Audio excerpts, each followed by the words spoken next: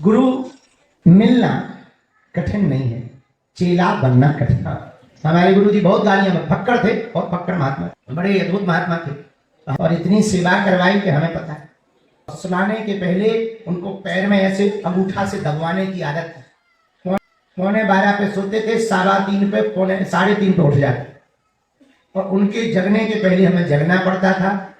सुबह 6 बजे तो धूना रमाओ, जब तक वो पूजा में बैठते थे हम धूना रमा के 4 रोटी बड़ी बड़ी मोटी मोटी 40-42 इंची और 40-42 नंबर बड़ी हम 4 रोटी, दाल थोड़ी सी बना दी, थोड़ी चटनी बना दी। 6 बजे पाकर तिलक लगाकर चाय की सीताराम। दिन भर की प्राप्ति 2010 में प्रारंभ में हमको प्रारंभ। हमारे गुरु जी ने तो हमें 12 साल हैरान किया। हमारे गुरु 12 साल और इतनी सेवा करवाई कि हमें पता है। 11:45 पे सोते थे और सुनाने के पहले उनको पैर में ऐसे अंगूठा से दबवाने की आदत थी। 11:45 पे सोते थे, 3:30 पे 3:30 पे उठ जाते और उनके जगने के पहले हमें जगना पड़ता था।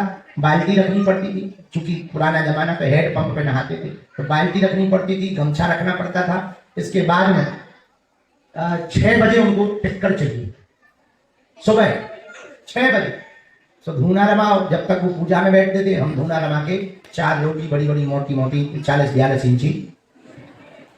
हाँ, कई बार ऐसी बच्चे ही थे कच्ची रह जाती थी, लेकिन गुरु तो गुरु होता है, उसको भी बड़े प्रेम पूर्वक वो खा के कहते थे बहुत अच्छी बनी। ऐसा कोई शिकायत नहीं। और 40-42 नंबर बड़ी हम 4 रोटी, दाल थोड़ी सी बना दी, थोड़ी चटनी बना दी। 6 बजे पाकर तिलक लगाकर चाय की सीताराम। पर दिन भर के लिए चाय चालू हो जाती ऐसे बजना। और दिन भर कभी चाय चल रही, कभी कोई मिलने आ गया, कभी कोई कथा सुना रहे, कभी कोई जप बता दिया, कभी कोई, और नाराज हो जाते थे, इतनी गालियां बकते थे। अब हमारे तो मोबाइल में गालियां चल जाएंगी, इसलिए हम देते नहीं।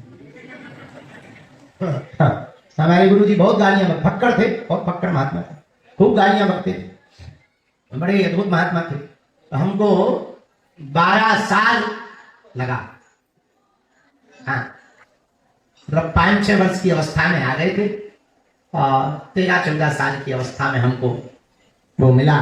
फिर पूर्ण मंत्र की प्राप्ति 2010 में प्रारंभ में हमको प्रारंभ 2010 में, और 2010 में शरीर पूरा। जो दूसरा मंत्र था बड़ी मुश्किल से उनकी बड़ी कृपा हुई, हेतु की कृपा। तो गुरु मिलना कठिन नहीं है, चेला बनना कठिन है। सच्चा और अच्छा गुरु किसी भी रंग को राजा बना सकता है। तुम देखो तो नरेंद्र नाम का बालक विवेकानंद बन गया। अरे उनकी छोड़ो, वो तो बहुत पुरानी बात हो गई, नई नवेली बात सुनो। हमको ही देख ली, गांव का एक अनपढ़ गवार साधारण परिवार से जन्मे, गुरु की कृपा हो तो हम तुम लोगों को प्रवचन सुनाने लायक बना। ये गुरु की कृपा है। गुरु की कृपा बड़ी बलवान होती है। हाँ, इसमें धैर्य रखना पड़ता, भरोसा रखना पड़ता और समर्पण रखना। बिना इसकी कृपा नहीं।